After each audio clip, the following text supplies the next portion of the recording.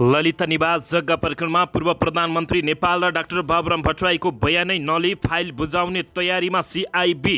पुराना दलका नेताहरूलाई रवि लामिछानेको चेतावनी। तपाईहरूले लुटेको सम्पत्ति लुकाउने समय अब 4 वर्ष मात्रै हो।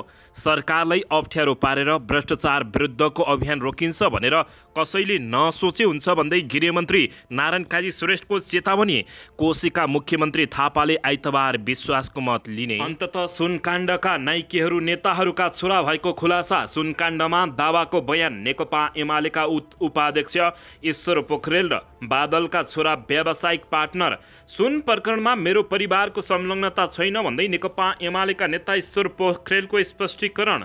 सरकारी कारखानामा समाचार बनाएर मेरो परिवारको चरित्र हत्या गरियो भन्दै कानुनी कारबाहीमा जाने ईश्वर पोखरेलको चेतावनी। सरकार अप्ठ्यारोमा परे पनि भ्रष्टाचार विरुद्धको अभियान नरोकिने गृहमन्त्री नारायण काजी श्रेष्ठको चेतावनी। तस्करका संरक्षकहरूले सरकारलाई अप्ठ्यारो पार्न खोजिरहेका छन्, तर हामी नडराउने भन्दै दिए चेतावनी। प्रधानमन्त्री र सभामुख बीच भेटवार्ता सदन खुलाउनका लागि छिट्टै सहमति गरिने। सुन तस्करी प्रकरणमा थप 2 चिनिया नागरिक पक्राउ। ललिता निवास जग्गा प्रकरणका मुख्य दोषी डाक्टर बाबुराम भट्टराई र माधव कुमार हुन् भन्दै विशाल भट्टराईको खुलासा। रेशमलाल चौधरी बारे सर्वोच्च अदालतको पूर्णपाठ स्वागत योग्य भएको जनमोर्चाको भनाई र वामपन्थी आन्दोलनलाई प्रचण्ड र माधव कुमार नेपालले कमजोर पारेको नेकपा एमालेको भनाई। यता सुनकाण्डमा नेताहरूकै छोराको संलग्नले जताततै निकै ठुलो हैला खैला। अब हेर्नुहोस् पुरा समाचार। दर्शकबिन नमस्कार। तपाईहरू यति बेला युआर नेपाली युट्युब च्यानल हेर्दै हुनुहुन्छ। दर्शकबिन यदि हाम्रो च्यानल युआर नेपालीसँग जे पनि सब्सक्राइब गरेर जोडिनु भएको छैन भने सब्सक्राइब गरी जोडिनुहोला। साथमै सँगै रहेको बेल आइकनलाई दबाउनु पनि नभुल्नुहोला। दर्शक महानुभावहरू, तपाईहरूले हामीलाई कहाँदेखि हेर्दै हुनुहुन्छ, कस्तो अवस्थामा हेर्दै हुनुहुन्छ, देशदेखि हेर्दै हुनुहुन्छ या विदेशदेखि हेर्दै हुनुहुन्छ? दर्शकबिन यदि तपाईहरूले हामीलाई रेगुलर हेर्नुहुन्छ भने रेगुलर र पहिलोपटक हेर्दै हुनुहुन्छ भने पहिलोपटक भनी कमेन्ट बक्समा गई कमेन्ट गरी हाम्रो मेहनतको लागि एउटा सानो लाइक गर्न पनि नभुल्नुहोला। आउनुहोस् दर्शक महानुभावहरू, आजको पहिलो तथा विशेष खबरतर्फ लागौँ। दर्शकबिन अन्ततः काठमाडौँको बालुवाटार स्थित ललिता निवासको सरकारी जग्गा हिनामिना गर्दा भएको कृत्यबारे अनुसन्धान गरिरहेको नेपाल प्रहरीको केन्द्रीय अनुसन्धान ब्युरो सिआइबीले पूर्व प्रधानमन्त्री द्वय माधव कुमार नेपाल र डाक्टर बाबुराम भट्टराईको बयान समेत नलिई फाइल बुझाउने तयारी गरेको छ। 143 रोपनी सरकारी जग्गामध्ये पछिल्लो पटक नक्कली मोही खडा गरी भएको हिनामिनाका क्रममा नेपाल र भट्टराईलाई प्रधानमन्त्री रहेका थिए। सर्वोच्च अदालतले समेत नीतिगत निर्णय गर्ने तहमा पनि अनुसन्धान भनेर आदेश दिएको सन्दर्भमा सिआइबीले नेपाल र डाक्टर बाबुराम भट्टराईको बयान नै नलिई फाइल बुझाउने तयारी गरेको छ। सरकारी जग्गा व्यक्तिको नाममा बनाउँदा सरकारी कागजात तथा दस्तखत कृत्य भएको प्रकरणमा सिआइबीले अनुसन्धान गरिरहेको छ। सङ्गठित रूपमा नै कृत्य भएको कसुरमा सिआइबीले अनुसन्धान गरिरहेको छ। कृत्य र सङ्गठित अपराधको कसुरमा अनुसन्धान गर्न 60 दिनको समय हुन्छ।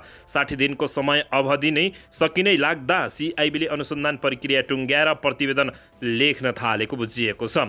दर्शक महानुभावहरू, आरोपित तथा अदालतले समेत छानबिन गर्नु भनेर आदेश दिएको अवस्थामा सिआइबीले छानबिन नगर्ने भएपछि यति बेला चर्को आलोचना समेत भएको छ। दर्शकबिन यता भने पुराना दलहरूलाई रवि लामिछानेले चेतावनी दिँदै तपाईहरूले लुटेको सम्पत्ति लुकाउने समय अब 4 वर्ष मात्रै भएको बताएका छन्।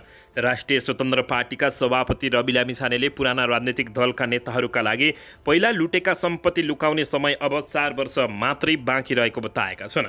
2084 सालको निर्वाचनपछि आफ्नो पार्टी सरकारमा पुगेपछि लुटेका सबै सम्पत्तिबारे छानबिन गरेर एक एक गरेर राज्यको सम्पत्ति लुट्ने नेताहरूलाई दण्डित गर्ने उनले दाबी गरेका छन्। झापाको बेट्टामेडमा पार्टीद्वारा आयोजित आमसभामा बोल्दै राष्ट्रिय स्वतन्त्र पार्टीका सभापति रवि लामिछानेले 32 वर्षमा लुटेको सम्पत्ति लुकाउनमा अबको 4 वर्ष उनीहरू व्यस्त रहनेछन्। तर 2084 सालमा राष्ट्रिय स्वतन्त्र पार्टी आएपछि हेरौँला के गर्दा रहेछन्। रवि लामिछानेले चेतावनी दिँदै भने अहिले चलिरहेका ललित निवास जग्गा प्रकरण, नक्कली भुटानी शरणार्थी प्रकरण र सुन तस्करी प्रकरणलाई मुटु दरो बनाएर अनुसन्धान गर्ने हो भने केही नेता बाहेक प्राय सबै नेताको बास जेलमा हुने रवि लामिछानेको भनाइरहेको छ। उनले भने मुटु दरो भएको अनुसन्धान गर्ने हो भने धेरै नेता बाँकी रहँदैनन्, मात्र 3वटा फाइल खोले। उनले भने इतिहासमा त्यस्ता भ्रष्टाचारका धेरै फाइल रहेको र कतिपय फाइल लुकाइएको अवस्थामा रहेको उनको दाबी रहेको छ।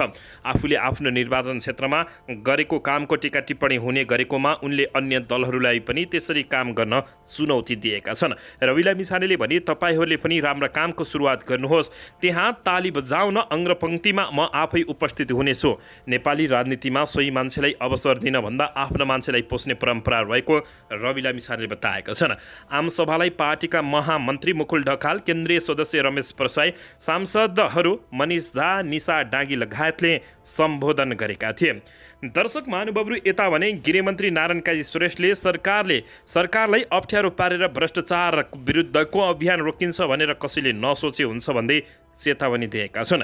उपप्रधान एवं गृहमन्त्री नारायण काजी श्रेष्ठले सरकारले सुरुवात गरेको भ्रष्टाचार विरुद्धको अभियानमा कोही निर्दोष नफस्ने र कोही पनि दोषी उम्किन नसक्ने बताउँदै गोर्खाको अजिरकोट गाउँपालिका 3 को भन्छेक आधारभूत अस्पतालको आज शुक्रबार उद्घाटन गर्दै उनले वर्तमान सरकार रहन्जेलसम्म भ्रष्टाचार विरुद्धको अभियान नरोकिने समेत बताएका हुन्।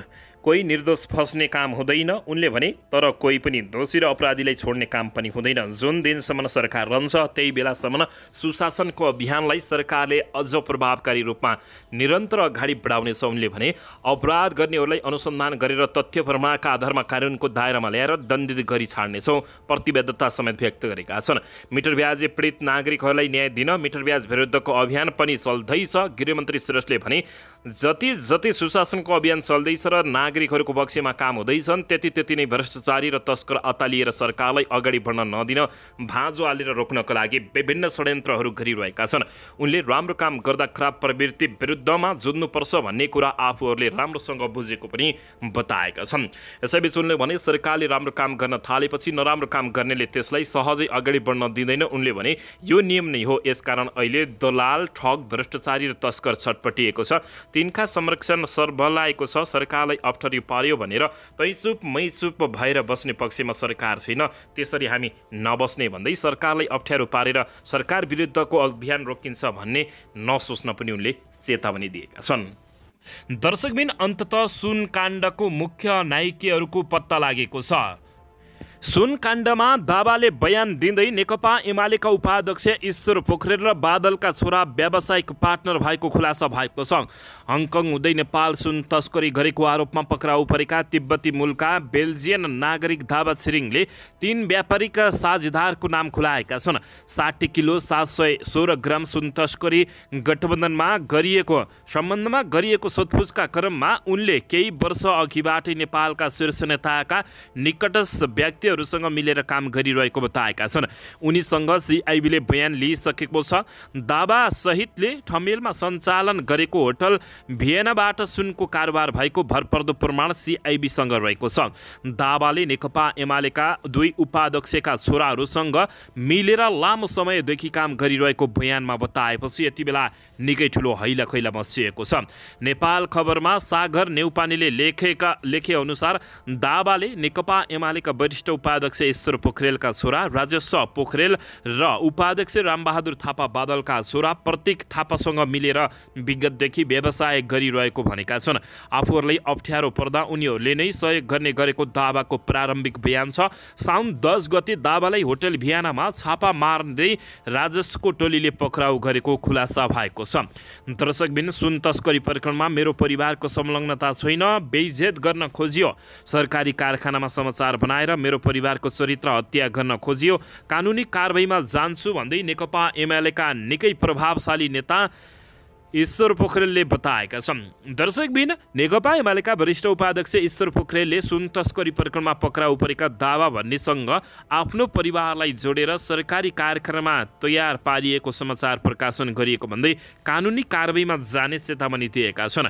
पोखरेलले शुक्रबार वक्तव्य जारी गर्दै पत्रकारिताको सामान्य मर्यादा पनि नराखी एक अनलाइन सञ्चार माध्यमले नियोजित रूपमा आफ्नो परिवारलाई जोडेर 100% झुटो समाचार प्रकाशन गरेको भन्दै आपत्ति जनाएका छन्। पोखरेलले वक्तव्यमा भनेका छन्, माओवादीको लगानी रहेको त्यस विवादित अनलाइनले सरकारी कारखानामा तयार पारिएको समाचार प्रकाशित गरेर मालिकको सेवा गरेको प्रष्टै छ। उनले भने यो हाम्रो पार्टीलाई बदनाम गरी सुन तस्करी प्रकरणलाई अन्तै मोड्ने प्रपञ्च हो।